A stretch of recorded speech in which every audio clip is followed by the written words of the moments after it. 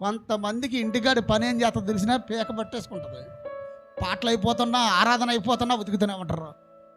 ఆరాధన అయిపోతున్నా, సాక్ష్యాలు అయిపోతున్నా, బట్టలు ఉతుకుతూనే ఉంటారు, గిన్నెలు తవ్వుతూనే ఉంటారు, వండుతూనే ఉంటారు, వినబడతా ఉంటాయి. అవునాయి. ఈ పని ఏం చేసిందంటే వాళ్ళని బానిసలుగా చేసింది. ఏం ఆదివారం ఒక పూట తినకపోతే ఏమైనా కొంపలో మునిగిపోతాయి, పచ్చడి వేసుకుంటే తప్ప? ఏమంటే తప్పండి? ఆ రోజే పెట్టుకుంటారు బండిడి బట్టలు, ఆ రోజే పెడతారు క్లీనింగులు, ఆ రోజే పెడతారు బిర్యానీలు. ఏ రోజు? ఆదివారమే. సోమవారం పెట్టవు, మంగళవారం పెట్టవు, బుధవారం పెట్టవు, శుక్రవారం పెట్టవు. ఎందుకు? కూలిపోద్ది. యజమాని ఊరుకోడు, ఓనర్ ఊరుకోడు, జీతం పోద్ది. ఆదివారం ఏం పోయినా పర్లేదు, పాస్టర్ గారు ఏమంటాడు? గట్టిగా అరిస్తే అది కాకపోతే ఇంకోటి.